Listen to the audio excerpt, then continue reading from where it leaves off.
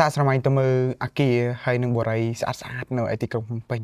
យើងសាកសង្កេតមើលថាតើប្រហែលឆ្នាំទៀតវានឹងត្រូវបាក់បែកឬក៏វាត្រូវប្រេះស្រាំទៅអញ្ចឹងថាតើជីវិតរបស់យើងនៅថ្ងៃអនាគតតើនឹងត្រូវទៅជាយ៉ាងណាតើនៅថ្ងៃអនាគតនឹងធ្វើឲ្យយើងសប្បាយរំភើបខ្លាចឬក៏យើងនឹងធ្វើឲ្យយើងមានអំណរយ៉ាងណាអញ្ចឹងថ្ងៃនេះយើងនឹងទៅសិក្សាអំពីទំនាក់ទំនងរវាង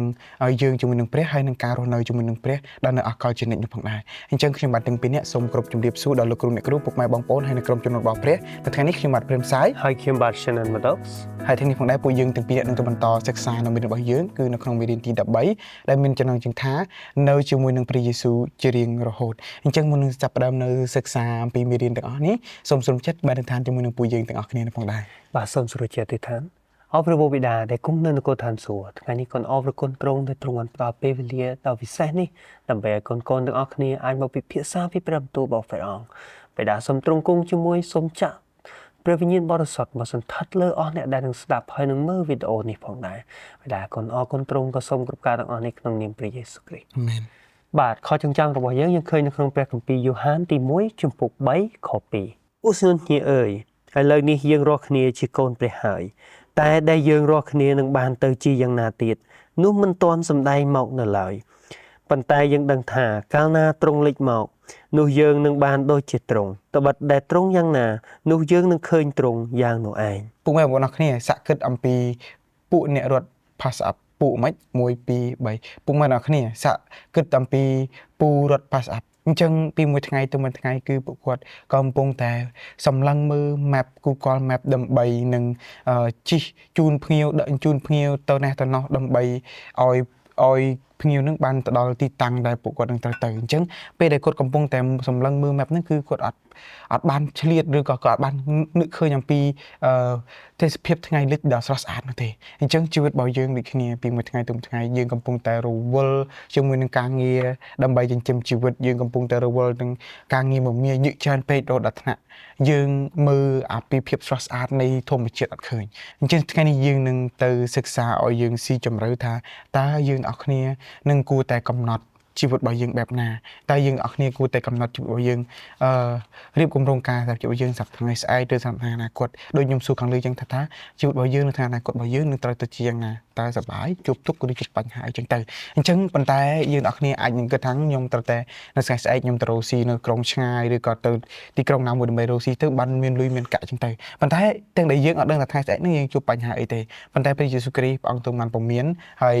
លោកយ៉ាកុបក៏គាត់បានពមៀនយើងដែរប្រាប់យើងថាបិទយើងអត់ដឹងថាថ្ងៃនេះនឹងកើតមានអ្វីកើតឡើងទេក៏ប៉ុន្តែអ្វីដែលយើងអាចធ្វើបាននោះគឺមានតែយើងនឹងទុកចិត្តលើព្រះទេបាទមានតែយើងនឹងទុកចិត្តលើព្រះឬក៏មានតែយើងនឹងនៅជាមួយព្រះទេអញ្ចឹងនៅក្នុងព្រះគម្ពីរយ៉ាកុបជំពូក4ខ13និងខ14បានសម្ដែងប្រាប់យើងថាឥឡូវនេះពួកអ្នកដែលថាថ្ងៃនេះឬថ្ងៃស្អែកយើងនឹងទៅឯក្រុងណាមួយហើយនៅនឹងស្រុកនោះអស់មួយឆ្នាំដើម្បីនឹងរកស៊ីឲ្យបានចំណេញពួកអ្នករើគ្នាមិនដឹងជានឹងកើតមានយ៉ាងណាដល់ថ្ងៃស្អែកទេត្បិតជីវិតអ្នករើគ្នាជាអ្វីគឺជាចំហាយទឹកទេតាដែលឃើញតែមួយភ្លែតរួចបាត់ទៅខនេះបញ្ជាក់ប្រាប់ថាយើងមិនប្រកាសថាជីវិតរបស់យើងនឹងបែបណានៅថ្ងៃស្អែកឡើយថ្ងៃនេះប្រហែលជាយើងមានសុខភាពល្អប៉ុន្តែថ្ងៃស្អែកប្រហែលជាយើងចូលពេទ្យសង្គ្រោះមិនទាន់ដោយសារជំងឺណាមួយព្រះមិនចង់ឲ្យយើងសង្ស័យអំពីជីវិតរបស់យើងឡើយព្រះទ្រង់រៀបចំផែនការសម្រាប់ជីវិតយើងរួចហើយទ្រង់ត្រៀមគ្រប់បែបយ៉ាងដើម្បីឲ្យយើងមានសុខភាពល្អដើម្បីឲ្យយើងទៅដល់ទីបញ្ចប់របស់យើងប៉ុន្តែយើងក៏មានការងារធ្វើក្នុងកិច្ចការនេះដែរគឺយើងត្រូវតែស្វែងរកព្រះភ័ក្ត្ររបស់ព្រះអង្គដោយយើងឃើញនៅក្នុងព្រះគម្ពីរទំនុកកង្កាងចំពុក80ខ3អោព្រះអង្គអើយសូមបង្វិលយើងខ្ញុំមកវិញសូមឲ្យព្រះភ័ក្ត្រទ្រង់ភ្លឺមកនោះយើងខ្ញុំនឹងបានរួចហើយយើងមិនត្រូវចាំតែព្រះយេស៊ូវមកសង្គ្រោះយើងនៅពេលចុងបញ្ចប់នៃផែនដីទេគឺដោយនៅក្នុងគម្ពីរទំនុកកង្កាងមិញគឺយើងត្រូវតែសូមព្រះឲ្យមកជួយសង្គ្រោះយើងជារៀងរាល់ថ្ងៃឲ្យទ្រង់បំភ្លឺជីវិតរបស់យើងដើម្បីឲ្យជីវិតរបស់យើងបានកែប្រែហើយជីវិតរបស់យើងបានប្រែប្រួលទៅរកព្រះអង្គវិញ បន្ទាប់ពីយើងអានខព្រះគម្ពីរទំនុកការចំពោះ80ខ3នេះគឺយើងឃើញថាព្រះយេស៊ូវព្រះអង្គធានារ៉ាប់រងដល់យើងថាយើងទាំងអស់គ្នាមិនចាំបាច់រស់នៅទាំងភាពភ័យខ្លាចឬក៏រស់នៅទាំងសេចក្តីជូរល្វីងជូរចត់ដោយវេទនានោះទេប៉ុន្តែព្រះអង្គទ្រង់គឺជាអ្នកដែលគ្របដណ្ដប់លើយើងបើសិនជាយើងទាំងអស់គ្នាបានរស់នៅក្នុងក្រមចំអេងស្លាបរបស់ព្រះអង្គហើយនោះព្រះអង្គទ្រង់នឹងជួយការពារយើងដោយសេចក្តីជំនឿរបស់ព្រះនឹងបង្កើតសេចក្តីជំនឿដល់យើងទាំងអស់គ្នាឲ្យយើងរៀនជឿដល់ព្រះហើយឲ្យយើងទាំងអស់គ្នាបានរស់នៅជាមួយនឹងព្រះ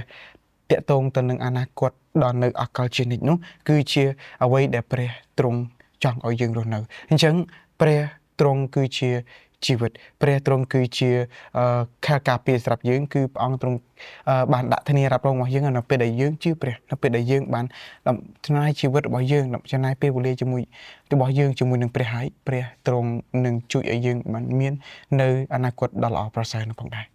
ដូច្នេះយើងឃើញថាទំនាក់ទំនងជាមួយនឹងព្រះគឺជាគោលដៅដែលសំខាន់បំផុតរបស់យើងសម្រាប់ថ្ងៃនេះក្នុងជីវិតនេះហេតុអ្វីបានជាអញ្ចឹងដោយសារនៅពេលដែលយើងរត់ប្រណាំងរហូតដល់ទីបញ្ចប់គឺយើងស្គាល់ថាអ្នកណាកំពុងតែចាំយើងគឺព្រះយេស៊ូវកំពុងតែបើកដៃចាំទទួលយើងនៅពេលដែលយើងបានប្រយុទ្ធឈ្នះក្នុងសង្គ្រាមនៅលើផែនដីនេះប៉ុន្តែពេលនេះយើងប្រៀបដូចជាអ្នកដែលបានរស់នៅបែកចេញពីគ្រួសារដែលគាត់ត្រូវតែចំណាយពេលក្នុងការទេទូរស័ព្ទមកខាងបងប្អូនគ្រួសារសាច់ញាតិរបស់ខ្លួនទាំងដាច់សេវាទាំងអ៊ីនធឺណិតដើរមិនល្អមើលរូបមិនច្បាស់យើងនៅពេលនេះគឺយើងប្រៀបដូចជាមនុស្សនេះឯងគឺយើងនៅឆ្ងាយពីព្រះ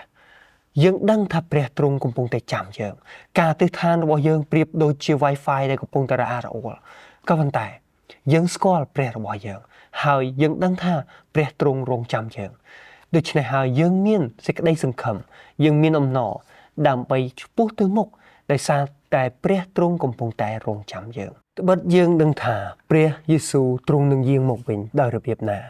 ហើយនឹងមានការអ្វីកើតឡើងដូច្នេះហើយយើងអាចទន្ទឹងរង់ចាំហើយព្រះគម្ពីរថេសាឡូនីកទី1ចំពុក4ខ16និងខ17បានចែងថា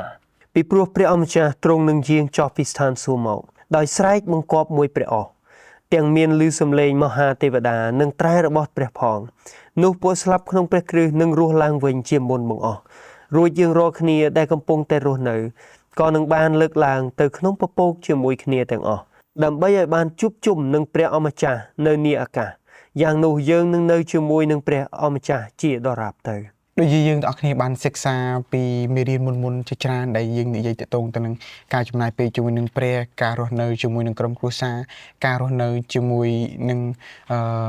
សង្គមសប្តាហ៍ថ្ងៃនេះគឺយើងត្រូវការធ្វើបែបណាគឺយើងបានរៀនរួចអស់ហើយអញ្ចឹងហើយតកតងនឹងរឿងគ្រួសារតំណងគ្រួសារយើងទាំងគ្នាដូចបងបាននិយាយថាពេលខ្លះក៏បងប្អូនយើងបានទៅនៅកូរ៉េនៅអូស្ត្រាលីឬក៏នៅអាមេរិកអញ្ចឹងទៅអញ្ចឹងយើងមានការតំណងហើយយើងការពេលខ្លះពេលបុណ្យទានសាកសម័យមួយពេលបុណ្យទានណាបាទដូចជាប្រជុំបិណ្ឌខាងមុខនេះគឺយើងឃើញថាមានបងប្អូនពុកម៉ែបងប្អូនអរគ្នាអ្នកនៅផ្ទះកំពុងតែទន្ទឹងចាំមនុស្សជាទីស្រឡាញ់ដូចជាកូនដូចជាក្មួយឬក៏ដូចជាយាយតាដែលបានរងចាំពួកគាត់មកលេងផ្ទះយើងអញ្ចឹងទៅគឺយើងកំពុងតែរងចាំដូចអន្ទេសសាចាំមើលផ្លូវជិតដល់ថ្ងៃហើយដល់ណាគេម៉ូដល់ណាគេអញ្ចឹងក្នុងមេរៀនថ្ងៃនេះគឺចង់បំលាចិត្តយើងឲ្យយើងមានសេចក្តីអំណរនៅថ្ងៃអនាគតរបស់យើងអញ្ចឹងគឺឲ្យយើងអ្នកគ្នាបានរងចាំព្រះយេស៊ូវគ្រីស្ទដែលព្រះអង្គទ្រង់យាងមកវិញជាលើកទី2ដើម្បីយើងអ្នកគ្នាជួបមុខទល់នឹងមុខដូចនៅក្នុងព្រះគម្ពីរថេសាឡូនីកទី1ចំពុក4ខ16ដល់17គឺនៅក្នុងខព្រះគម្ពីរនេះបានសម្ដែងឲ្យយើងឃើញឲ្យយើងអ្នកគ្នាបានឃើញមុខទល់នឹងមុខទៅបីជារូបភាពរូបកាយរបស់យើងពីមុនដែលធ្លាប់មានដំបៅឬក៏យើងពីមុនធ្លាប់មានជំងឺឈឺស្កាត់ឬក៏យើងអ្នកគ្នាមានការបាក់តកិច្ចដៃឬក៏ប្រេះឆ្អឹងអីក្នុងខ្លួនហ្នឹងគឺនៅពេលនោះហើយគឺជាពេលដែលយើងអ្នកគ្នានឹងត្រូវបានផ្លាស់ប្ដូរជាមួយប្រពេចភ្នែកជាដូច្នេះហើយនៅក្នុងខព្រះគម្ពីរភីលីបចំពុក3ខ20ដល់ខ21បានសរសេរប្រាប់យើងថាឯយើងលោកគ្នាយើងជាសះស្ថានសួគ៌វិញក៏នៅចាំព្រះអម្ចាស់យេស៊ូវគ្រីស្ទជាព្រះអង្គសង្គ្រោះទ្រង់យាងមកពីឋានសួគ៌នោះឯងដែលទ្រង់នឹងបំផ្លាស់បំប្រែរូបកាយទៀបថោករបស់យើងឲ្យត្រឡប់ដូចជារូបអង្គឧត្តមរបស់ទ្រង់តាមដែលព្រះចេស្តាទ្រង់ពូកែនឹងបញ្ចុះបញ្ចូលគ្រប់ទាំងអស់នៅក្រោមអំណាចទ្រង់ផងដូច្នេះយើងស្គាល់ព្រះដែលកំពុងតែរងចាំយើងគឺព្រះយេស៊ូវហើយយើងដឹងអំពីអ្វីដែលនឹងកើតឡើងនៅពេលដែលព្រះយេស៊ូវទ្រង់យាងមកគឺជីវិតរបស់យើងនឹងបានប្រែប្រួលឲ្យបានដូចជាព្រះអង្គខ្លួនប្រាណរបស់យើងនឹងបានកែប្រែ ឲ្យដូចជាអ្វីដែលព្រះអង្គបានរៀបចំពីដើមកំណើតផែនដីមកម្ល៉េះហើយការទាំងអស់នេះគឺកាត់ឡើងនៅចុងបញ្ចប់នៃសង្គ្រាមរវាងល្អនិងអាក្រក់ហើយចុងបញ្ចប់នៃសង្គ្រាមរវាងល្អអាក្រក់នេះគឺបញ្ជាក់ថាគ្រប់មនុស្សគ្រប់សពសារពើដែលព្រះទ្រង់បានបង្កើតទាំងអស់នឹងលុតជង្គង់ហើយលាន់ថាព្រះទ្រង់ជាព្រះទ្រង់គឺល្អព្រះទ្រង់គឺជាព្រះលើគ្រប់អ្វីទាំងអស់ហើយគ្រប់ទាំងអស់ដែលជាសពសារពើនេះគឺរួមទាំងអរិយសត្តាំងក៏នឹងលុតជង្គង់ដូចគ្នាដែរនៅត្រង់កន្លែងនេះយើងនឹងឃើញចុងបញ្ចប់រវាងអាក្រក់ហើយនឹងល្អយើងនឹងបាត់បង់នៅការឈឺចាប់សេចក្តីស្លាប់នឹងលែងមានអំណាចនៅលើយើងទៀតហើយដោយហេតុនេះយើងនឹងទទួលបាននៅព្រះពរហើយនឹងអំណរដែលព្រះទ្រង់ចង់ផ្ដល់ឲ្យយើងអញ្ចឹងយើងទាំងអស់គ្នាក៏បានចងចាំហើយដែរដែលព្រះយេស៊ូវព្រះអង្គទ្រង់បានសន្យានឹងយើងទាំងអស់គ្នាហើយក៏ដូចជាពួកសាវកផងដែរគឺនៅក្នុងព្រះគម្ពីរយ៉ូហានចំពុក14ខ1ដល់ខ3នោះគឺដែលព្រះអង្គថាកុំឲ្យចិត្តអ្នករាល់គ្នាថប់រំឡើយអ្នករាល់គ្នាជឿដល់ព្រះហើយចូលជឿដល់ដូចជាជឿដល់ខ្ញុំដែរអញ្ចឹងខ្ញុំនឹងទៅរៀបដំណាក់ឲ្យអ្នករាល់គ្នាដើម្បីឲ្យអ្នករាល់គ្នាបាននៅជាមួយខ្ញុំហើយខ្ញុំនឹងនៅជាមួយអ្នករាល់គ្នាហើយអ្នករាល់គ្នាបាននៅថ្នាក់ជាមួយនឹងព្រះបិតារបស់ខ្ញុំដែរអញ្ចឹងយើងឃើញថានៅក្នុងខទាំងអស់នេះគឺសុទ្ធជាខដែលធ្វើឲ្យយើងទាំងអស់គ្នាមានអំណរនៅពេលណាដែលយើងទាំងអស់គ្នាសម័យអំពីការទីលំនៅឋានដ៏ស្កឹមស្កៃអាគារដ៏ស្កឹមស្កៃអំពីបរិយាដ៏ស្កឹមស្កៃគឺនៅក្នុងលោកីយ៍នេះមិនយូរទេប្រហែលជា5ឆ្នាំទៅ10ឆ្នាំវាអាចនឹងប្រេះស្រាំឬក៏រលាយតាណាឬក៏ដុះផ្សិតអីចឹងទៅអញ្ចឹងប៉ុន្តែនៅកូតាន់ស៊ូព្រះបានរៀបចំទីក្រុងមួយដើម្បីឲ្យយើងទាំងអស់គ្នាបាននៅគឺជាទីក្រុងដែលស័ក្តិសមជាទីក្រុងដែលធ្វើឡើងដោយសេរីល្អរបស់ព្រះដែលជាទីក្រុងមួយដែលព្រះអង្គទ្រង់បង្ហាញអំពីអំណាចជាស្ដាហើយនឹងក្តីស្រឡាញ់ផងដែរអញ្ចឹងយើងឃើញថានេះហើយគឺជាការជំនួបរវាងយើងជាមួយនឹងព្រះទល់មុខទល់នឹងមុខហ្នឹងគឺពេលដែលយើងបានជួបជាមួយនឹងព្រះមុខទល់មុខហើយយើងនឹងទៅកន្លែងដែលព្រះទ្រង់បានរៀបចំឲ្យយើងគឺជាកន្លែងដែលនៅកូតាន់ស៊ូហើយជាមរតករបស់យើងរាល់គ្នាដែលយើងទាំងគ្នាបានខំធ្វើការបម្រើព្រះពីមួយថ្ងៃទៅមួយថ្ងៃនោះព្រះនឹងឲ្យកាដូយើងនៅពេលដែលព្រះអង្គទ្រង់យើងមួយជាលើកពីរអញ្ចឹងនៅក្នុងព្រះគម្ពីរយ៉ូហានចំពុក14ខ1ដល់ខ3បានសម្ដែងប្រាប់យើងថាកុំឲ្យចិត្តអ្នករាល់គ្នាថប់បារម្ភឡើយអ្នករាល់គ្នាជឿដល់ព្រះហើយចូលជឿដល់ខ្ញុំដែរខ្ញុំនៅក្នុងដំណាក់នៃព្រះបិតាខ្ញុំមានទីលំនៅជាច្រើនពុំនោះខ្ញុំបានប្រាប់អ្នករាល់គ្នាហើយខ្ញុំទៅរៀបកន្លែងឲ្យអ្នករាល់គ្នាបើខ្ញុំទៅរៀបកន្លែងឲ្យអ្នករាល់គ្នានោះខ្ញុំនឹងត្រឡប់មកវិញនឹងទទួលអ្នករាល់គ្នាទៅឯខ្ញុំប្រយោជន៍ឲ្យអ្នករាល់គ្នាបាននៅកន្លែងដែលខ្ញុំនៅនោះដែរយើងឃើញថាសេចក្តីសន្យារបស់ព្រះសម្រាប់យើងគឺអស្ចារ្យយ៉ាងណាស់ណោតែយើងវិញតើយើងគួរនៅរស់ជីវិតបែបណានៅលើផែនដីនេះដើម្បីត្រៀមខ្លួនទៅរស់នៅជាមួយនឹងព្រះនៅក្នុងនគរឋានសួគ៌នៅសម័យសង្គមនេះមនុស្សភាគច្រើនតាមដាននៅអ្នកមានឬក៏ influencer ឬក៏តារាល្បីចុះយើងវិញនៅពេលដែលយើងទៅនគរឋានសួគ៌តើយើងនឹងតាមដានហើយនឹងដើរតាមអ្នកណាគឺយើងនឹងដើរតាមព្រះវរបិតាគឺយើងនឹងដើរជាមួយនឹងទ្រង់យើងនឹងធ្វើកិច្ចការបម្រើព្រះអង្គគឺគ្រប់អ្វីដែលយើងធ្វើនឹងផ្ដល់សេរីល្អកិត្តិយសហើយនឹងការសរសើររហូតដល់ព្រះវរបិតារបស់យើងអំណាចព្រះចេស្តារបស់ព្រះយេស៊ូវមិនមែនជាអំណាចដែលកើតឡើងដោយសារការកាប់ចាក់សម្លាប់ទេគឺអំណាចព្រះចេស្តារបស់ព្រះយេស៊ូវគឺកើតឡើងដោយសារតែទ្រង់លះបង់ជីវិតទ្រង់ដើម្បីយើង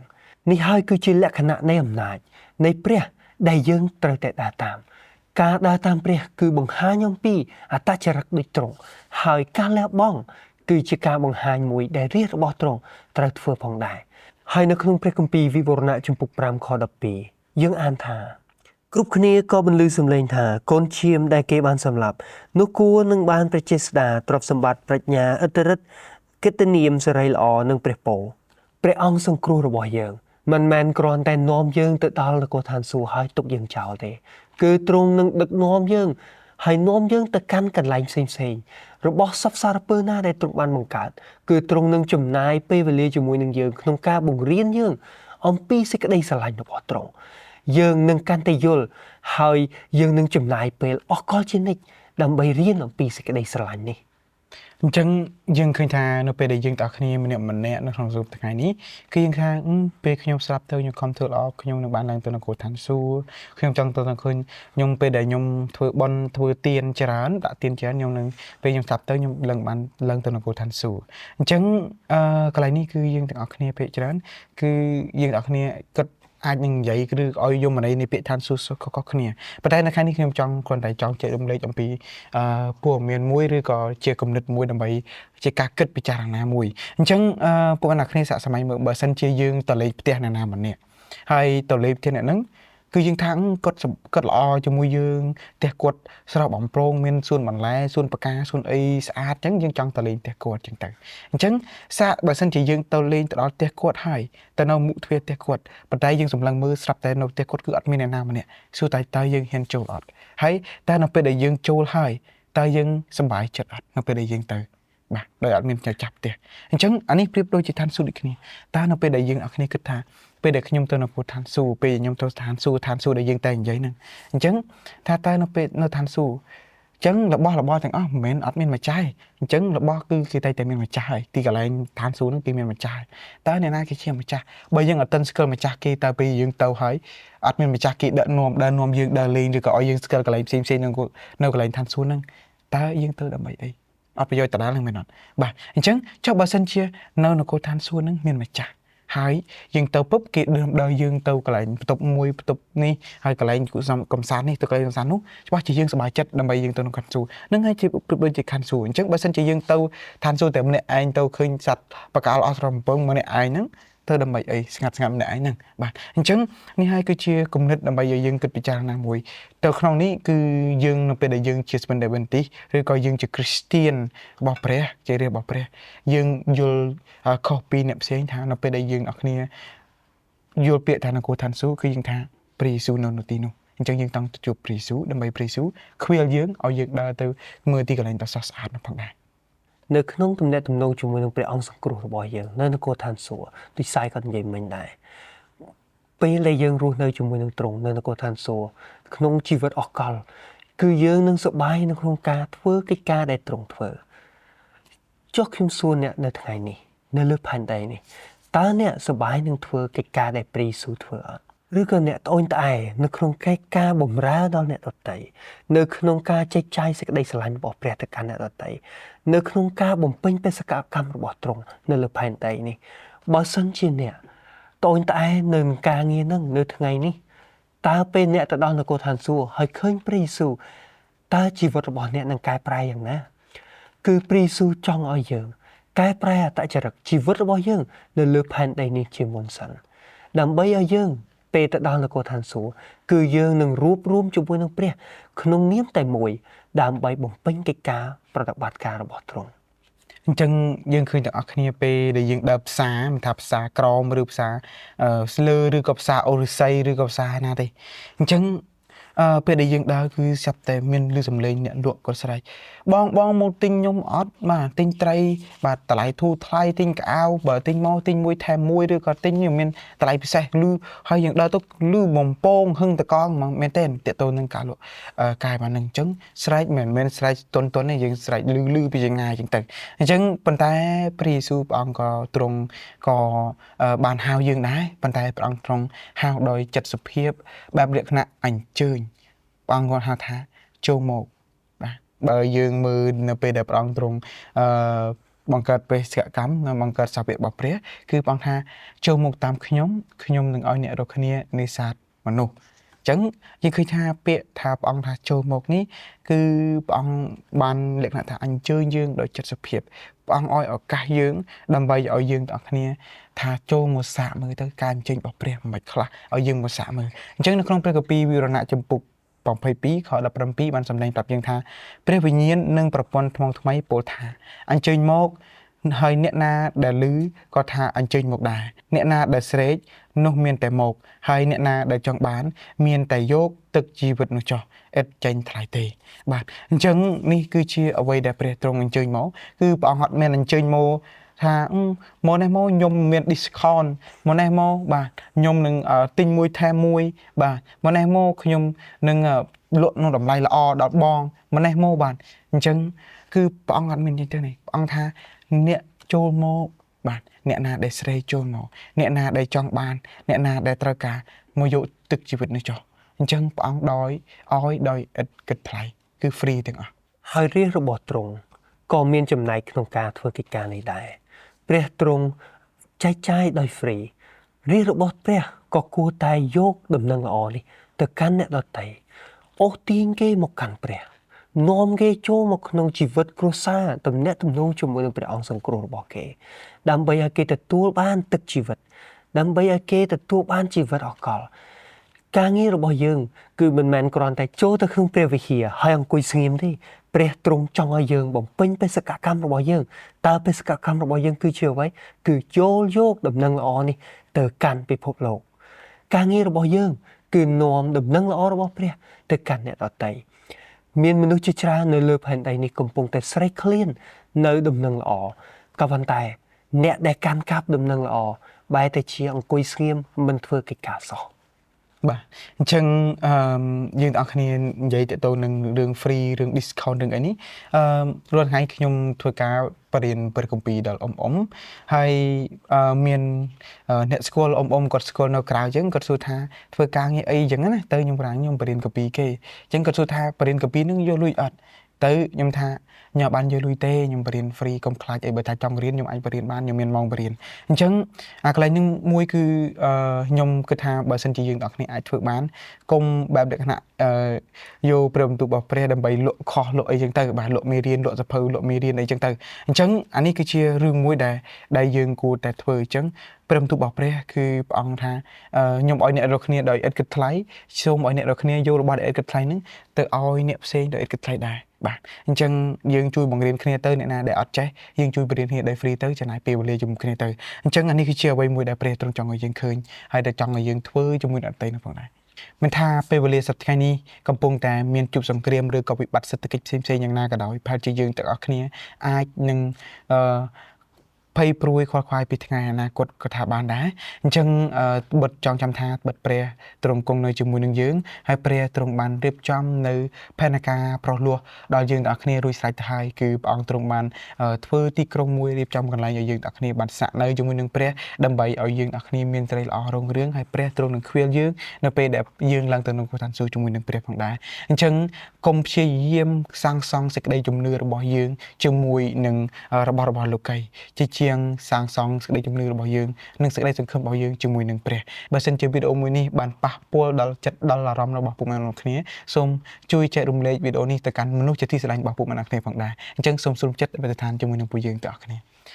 អភ័យដាប្រតិត្រានឹងព្រះវិញ្ញាណបរិសុទ្ធដែលប្រម្ចាស់គុណនៅគោឋានសួគ៌ដ៏គង់វត្តអីប្រងឲ្យគុណសូមអរគុណទ្រង់សប្តាហ៍ថ្ងៃនេះដែលទ្រង់បានប្រទានជាពេលវេលាដល់ទូបង្គំគ្រប់គ្នាដើម្បីទូបង្គំគ្នាបានមកទីនេះដើម្បីនឹងសិក្សានៅព្រះបន្ទូលរបស់ព្រះហើយសូមព្រះអង្គទ្រង់ជួយឲ្យកូនអរគ្នាបានរៀនដាំនៅសេចក្តីជំនឿរបស់ទូបង្គំហើយក៏ដូចជាសេចក្តីសង្ឃឹមរបស់ទូបង្គំគ្រប់គ្នានៅក្នុងព្រះយេស៊ូវគ្រីស្ទដើម្បីកុំឲ្យទូបង្គំបានរេរាដូចជាទូកនៅក្បែរកណ្ដាលទន្លេនោះផងដែរបងហើយក៏សូមអធិដ្ឋាននៅក្នុងព្រះម្ចាស់ព្រះយេស៊ូវគ្រីស្ទអាមែនខ្ញុំបាទទាំងពីរនាក់សូមគោរពជម្រាបលាសូមជួបគ្នានៅមេរៀនក្រោយៗទៀត